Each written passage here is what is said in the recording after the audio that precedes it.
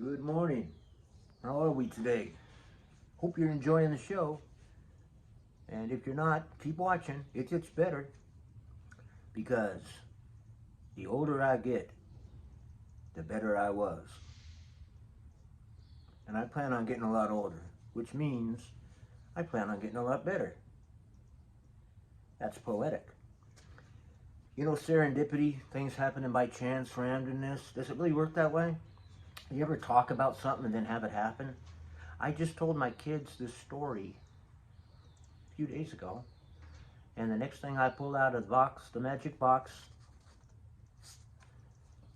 I'll give you a little historical background, as that always helps in understanding these things. You ready? Okay. I had the very good fortune to be a Lancer. That is to go to St. Francis High School in Mountain View, California. Blah, blah, blah, Miramonte Avenue, founded and ran by the Brothers of the Holy Cross. No, Sisters of the Holy Cross and Brothers of the Holy Cross, right? You other Lancers, correct me if I'm wrong. And at that time, it was very much still a Catholic school. I think now it's just a good Christian school. It was quite liberal, though. Very good, wide-based education. But there were still nuns and brothers there, and the brothers lived on the campus in the Brother House. It's a place called the Brother House, and they ran the place. At the top of the food chain was a guy named Brother Matthew Lyons. Now, if you're going to have a principal, somebody in charge, this is the kind of guy you want. He had this perfect haircut, always dressed immaculately, perfect tie. In fact, one time he came in to show the boys how to do a perfect tie. Tie the knot. He didn't say much. No, he was stern, never smiled. White mustache that matched the cotton hair. Tall man, slender, and elegant. The dude was just elegant and proper. And like I said, if you're going to have somebody at the top, this was the kind of guy you wanted. I mean, he ran a tight ship. And as students, you seldom had any interaction with Brother Matthew Lyons. And if you did, your ass was in a lot of trouble. There were a few occasions when you were occasioned to say hi to him or see him, but it really wasn't interaction with the students. This can spawn off into so many directions. My God. Brother Robert was kind of the scrounge. First day of school, freshman year, homeroom 302? Is that right, Jennifer? Double bubble, is that right? You answer. What Brother Robert Carberry had us do was write down where our mom and dad worked and what they did. And within one day, they had all gotten a phone call to see what Brother Robert Carberry could scrounge to give to St. Francis High School. The guy got everything at a discount. I mean, he got everything at a discount. And he got people to work for free. And, you know, God help you if you owned a company. My good buddy and longtime friend, Richard Hutchison, had an older brother named Mike, younger sister, all Lancers, lived across a few streets down from the high school. That's a story all in itself there, too. Man. His dad owned Hudson Shell. In fact, a lot of us worked there in the summer times pumping gas. Excuse me, we were petroleum transfer technicians.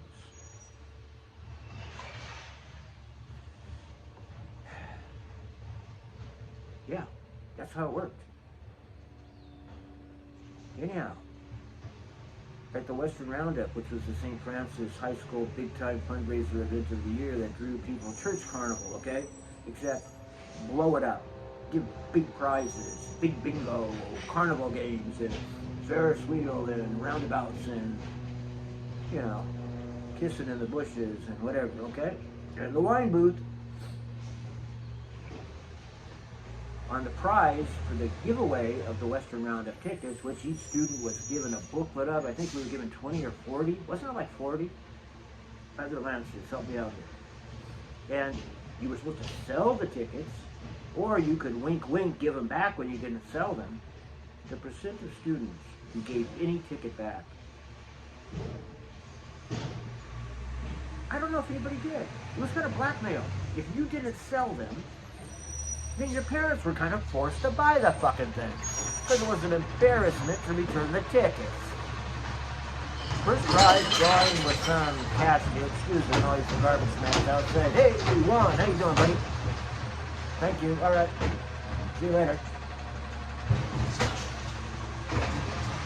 Okay, friends. Sorry, I had to talk to the garbage man.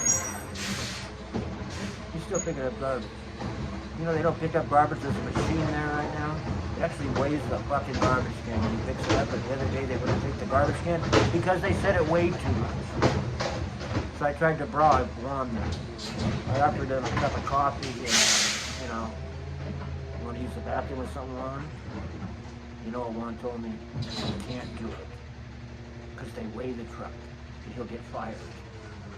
Because they know how much garbage you have by how much the damn thing picks up. Each stop records its weight.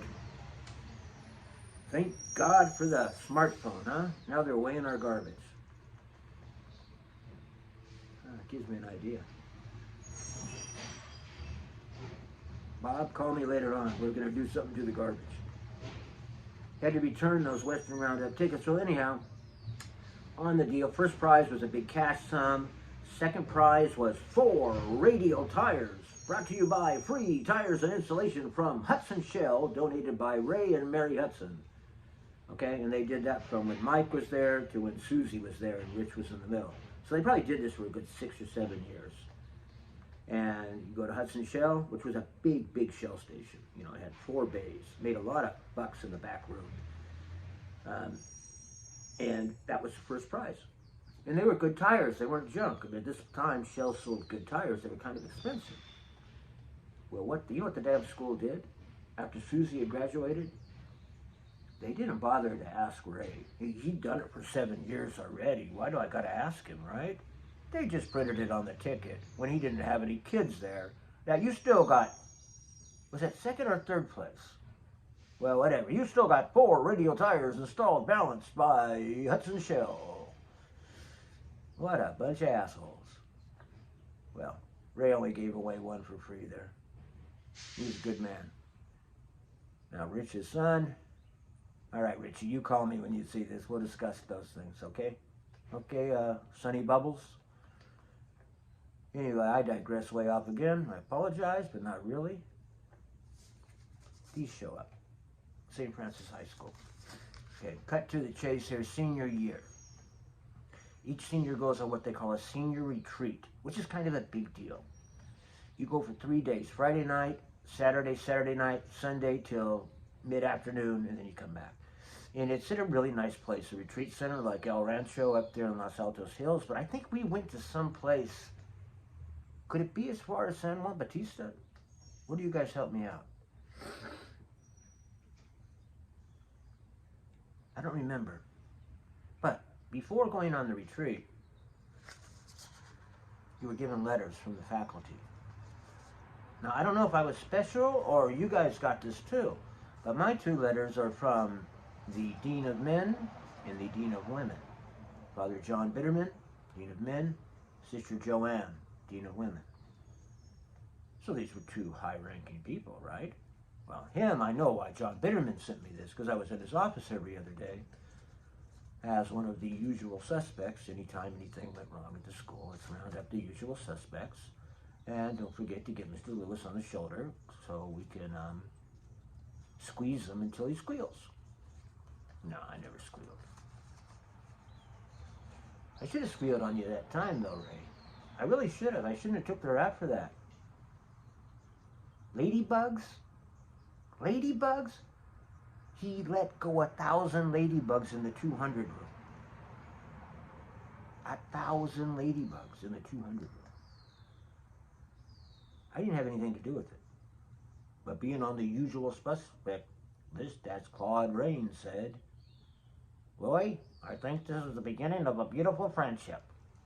Well, fuck you, ladybugs. I'm going to put 1,000 ladybugs up your ass. Now, in this case, Sister Joanne, I really didn't have any reason to interact with her much. She was the Dean of Women. She didn't teach classes. This was her job. keep order and principle among the females of St. Francis High School, which we had a code, a dress code. And females, you could wear these really geeky pants, which were purple, blue, or brown, or something like that.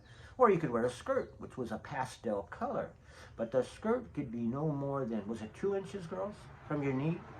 And Sister Joanne walked around with a ruler measuring girls' skirts. And there were certain girls, such as our very own Michelle Hostetler, who was in my class, who made it an art of, she was a little bit short, really cute thing. In fact, she was really cute, of making her skirt shorter in the constant battle of the measuring tape and Sister Joanne. And I don't know how Michelle did it, but her skirt was more than 2 inches high. And a lot of girls would try, but most just went along with this stupid idiot stuff.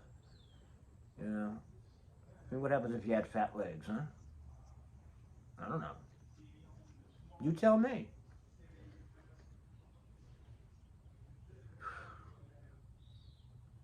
Wasn't bad on a windy day, though. There wasn't much to those skirts. Yeah, Natalie. Huh. Yellow. You slapped me that day. Well, not really slapped. It was a good push, I guess. Sister Joanne was an old school nun. Old school in wearing the habit, the cross.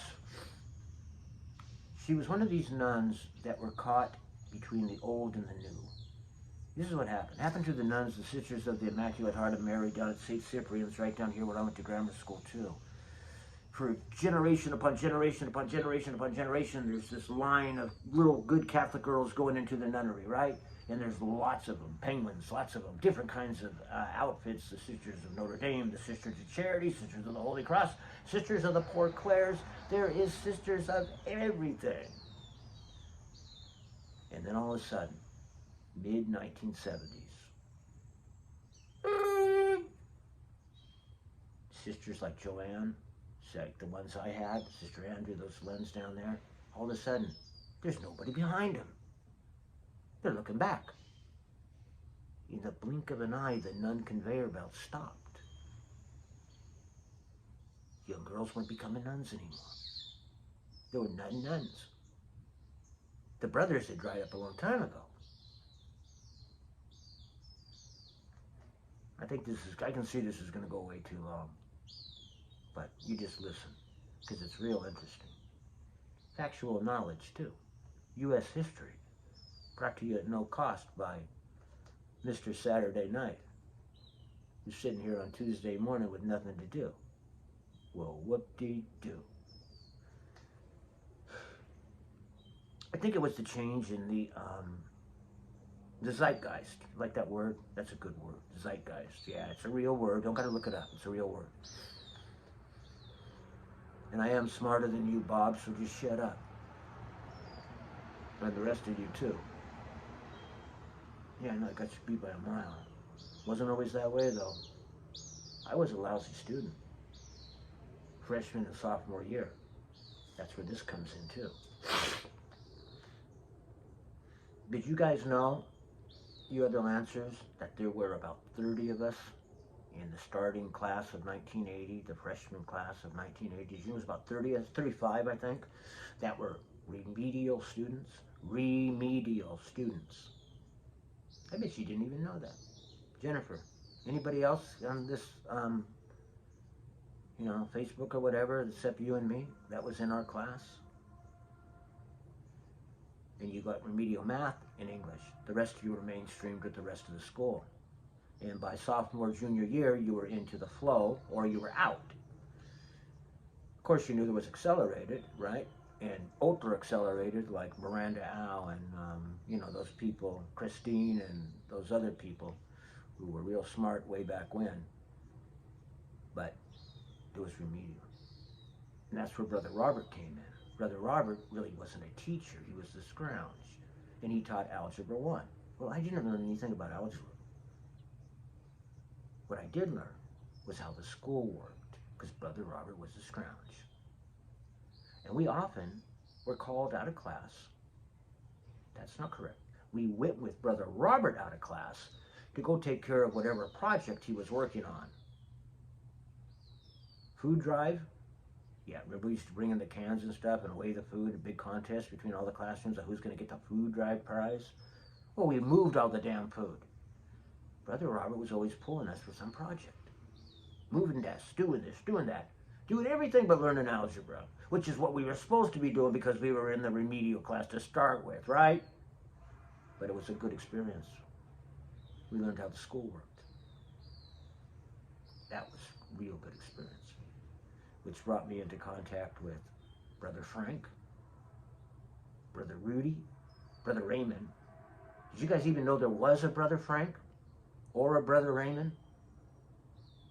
No, probably not. Brother Frank was the shyest man on the planet. In his job, he was the mechanic of the group. He fixed the buses. And Screamin' Eamon drove the lawnmowers. Remember? Screamin' Eamon, the mouse from the library and the cafeteria. And then Brother Raymond was the cook. And no human being on earth ever came closer to Curly on the Three Stooges than Brother Raymond. Now check this out, though. Later in life, Brother Raymond quits the Brotherhood, becomes Rudy, and is full-blown gay. No kidding. I ran into him later on. In fact, down here at Old St. Cyprian, that little rinky-dink church, Father James Walsh hired Raymond Rudy, the fag, as his housekeeper and cook. And they all lived happily ever after in the church rectory. Bet you didn't know stuff like that went on in Sunnyvale, did you? Well, I got to know them all pretty well. And let me tell you, Brother Raymond was a magnificent man. He was one good guy. There's a whole story I got to tell about him, and about Brother Frank, and about Screamin' Eamon. But I got to get back to this.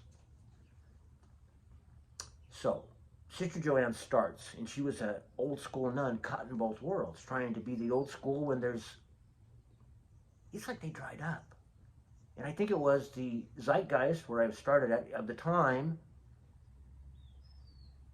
changed the mystique of, we will, the habits that the nuns wore were on their way out. You know, those habits were to remove the femininity and the individualism of the individual nun, the female body. I mean, was there any, could you see much past that deal? Well, then our own Sister Catherine Case, remember her? Our religious instructor. She would ensure that her hips and bosom was amplified by wearing a skirt and sweater with just a cross. She dropped the habit. The older nuns of her order still wore the habit. Sister Armada, you remember her, the attendance Nazi? Oh my God, that's a story I gotta tell you. That's the best one yet. Man, that lady had it in for me. Well, I kind of deserved it, but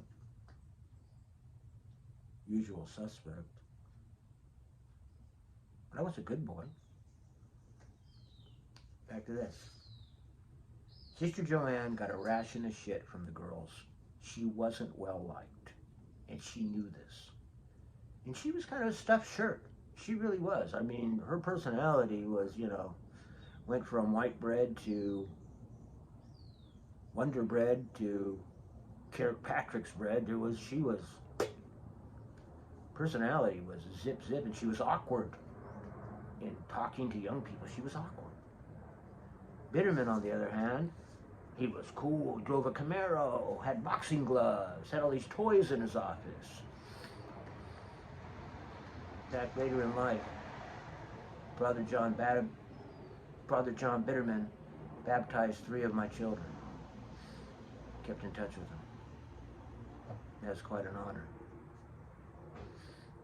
Sister Joanne, that's the way she was. And I don't know, maybe because I said hi to her, she was a really smart woman. She had educated insights. Like, she knew a lot about museums. I got talking to about museums I had gone to in San Francisco at Lincoln Point, there by the Golden Gate Bridge, where the golf course is, and is the Legion of Honor. where the Lincoln Highway terminates there, ends there, is the Legion of Honor. And in the Legion of Honor is our first-class museum. It's a great museum. It's still there. You should go see it if you like museums. In fact, when the wife and I went there, the Magna Carta was there on a traveling deal. Okay, so I'm the kind of guy that can get lost in a museum, a bookstore, a library. And Sister Joanne knew a lot about museums, and I think that's how we made friends. I was telling her about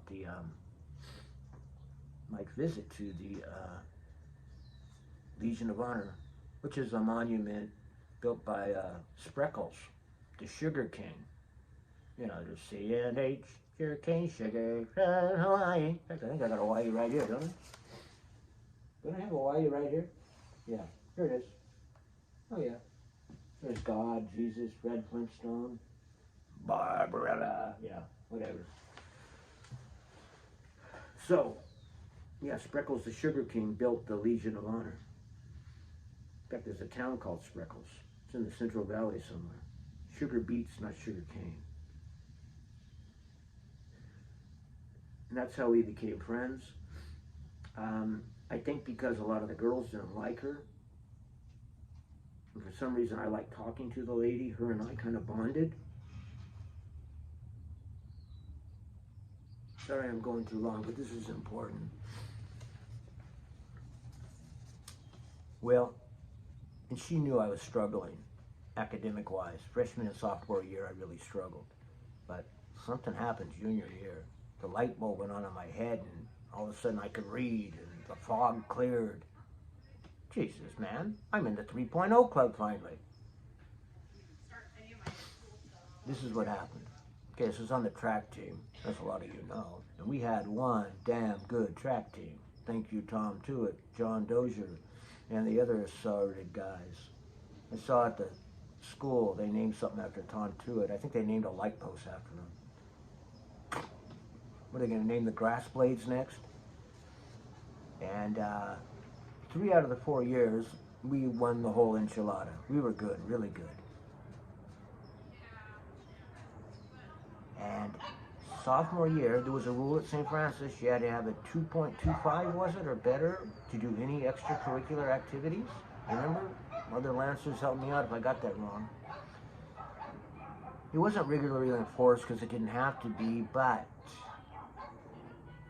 were we semesters or quarters? I think it was semesters. I hit like 1.8 GPA, and there was talk about taking me off the track team. Sister Joanne, without me knowing, went and told them, you're not taking him off the track team. And there was a new nun, there was a few new young nuns, a lady named Sister Patrice, and she was really young. First job out of the nunnery to teach, and she's assigned to Sister Joanne. Sister Joanne introduces me to Sister Patrice. Sister Patrice becomes my tutor. She tutors me through English, and at that time it was geometry. Mr. Yamamoto, remember, we were up a level. And then I was back on track. And I found out Sister Joanne had intervened because Sister Patrice accidentally let the cat out of the bag. I wasn't supposed to know. So why did this lady intervene for me? Because I was nice to her? And all you girls made fun of her because she wore big glasses and she was awkward. One time at one dance in the gym, I'm sitting on the bleacher by myself because I think Jennifer said no to dance to me and I got my feelings hurt or something. And Sister Joanne comes and sits next to me. Oh, hi, Sister. Okay. And Stairway to Heaven was playing. Some lame-ass garage band is playing Stairway to Heaven. And she starts, oh, Stairway to Heaven is a very popular song. But, you know, it's like talking football with Richard Simmons or something. She was so awkward. She was a nice lady. Listen to this. And they wrote the letters when you went on the senior retreat. It was fun. It was really a big deal. This is the one from Bitterman. Chris. Oh, look, he really wrote a lot. Look at that. that he signed it. I'll put it up here so you can see. He signed it Father John. Father John.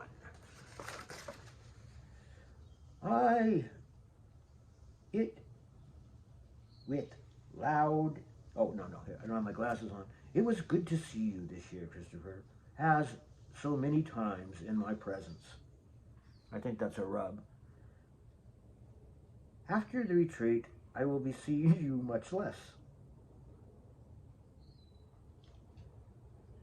Is that a hidden message or what? Jerk off. Here's the one. Listen to this. Listen to this. February 1980. That's the year we graduated, remember? Bob, it was 1980. You were still stoned listening to Kiss, but it was 1980. Love gun, baby wants a rocket ride. Dear Chris, I am so excited you are making this retreat. I keep you in my heart before the Lord in prayer. I feel there is something about you that is very special to him. Have for a long time, years in parentheses. And glad you are attending to him. Attending in quotes, to him meaning God. It seems to be with you to walk in his path. These very precious days, a special gift from a gentleman like you, gentleman, who displays charm and sensitivity in your everyday being, from your walk to your talk to your actions.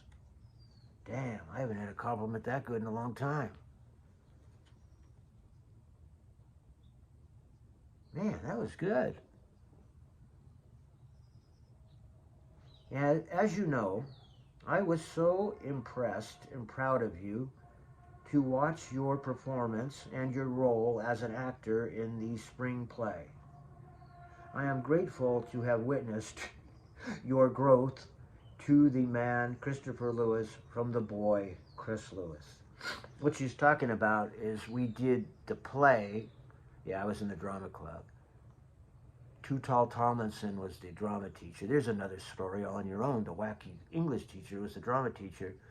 We did the play Midsummer's Night Dream by Shakespeare, and I got to be Peter Quint, who was captain of the, not Munchkins. What were they called? They weren't Munchkins. They were the sidekicks, the Mo, Larry, and Curly of the Midsummer Night's Dream play. The Bumpkins. Yes, the Bumpkins. I got to be Peter Quint. And what she's talking about, she went to this every night. We did it for 2 weekends in a row. Friday, Saturday, Sunday, Friday, Saturday, Sunday. She attended every performance and sat in the front row and clapped like heck. And then got a big kick out of, okay, Mrs. Tomlinson, don't break character. Never break character. Oh, that was, but improvise if something goes wrong. So there's a wall. Who was the wall? Bussy, you were the wall, right? Well, the wall falls over. It's a fake wall. So, and there's a guy dressed up like a lion in the Bumpkins. The lion's tail falls off and gets pinned under the wall. Well, everything's going wrong. So I run out there and pretend like I'm fixing stuff up. It's just part of the act. And I stick the lion's tail between my legs. I wasn't thinking. I just did it. Now, pretty soon, and I start walking back towards my chair, and the girl who's playing the princess goes, ah! And points at the lion's tail that's sticking out like I got a 4-inch hard-on, 4-foot hard-on. That was really fun. Except nobody believed I did it on accident. Especially Father John. He never believed it was an accident. Let's continue. That you have a sense of deep Christian values and that you have a reverence and fever for life has struck me and does right now. Back page. May Jesus continue to show you himself in all those you meet in yourself and the mystery of prayer. I think the concrete ways you use your gifts, in quotes, baking pies, greeting people, introducing, and your general mannerisms are beautiful, full of expression, and you saying just hello says, "Here I am, Lord." Damn, I gotta put this on my next resume. And what she's referring to here, baking pies.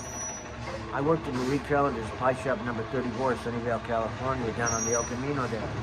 And I was a pie baker on weekends. There was a lot of Lancers there. A lot of Lancers worked there. And what I'd do is before I would leave, I'd say to the manager, "Can I have a couple of pies?" And I'd give them to Brother Raymond in the brother's house. And he loved that because then he didn't have to bake a dessert. And the brothers loved it. In fact, that was only one of the few times Brother Matthew Lyons talked to me. Was after a track meet or something, and I was there late. The school was still open, but everybody was gone. You know, a few of us were there late sometimes. And I'm walking down, getting ready to leave, and here comes Brother Matthew, strolling along, head straight forward, eyes straight ahead, dignified suit. He stops me and goes, "Mr. Lewis." "Oh, yes, brother. I'd like to thank you for the pies." And he had a southern drawl. I don't know where he was from. "And do you happen to make an apricot pie at this establishment?" And I said, "Yes, brother, we do.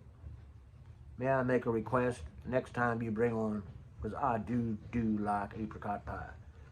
He said something like that. And I went and got him an apricot pie. That was kind of a bribe, wasn't it? Shame, shame, shame, shame, shame. Lastly, love and prayers for the wonderful retreat and for your future as a Christian, and may you carry forward the St. Francis tradition. Sister Joanne.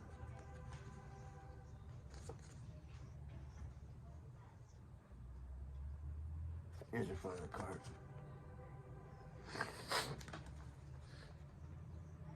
So, what's the moral here?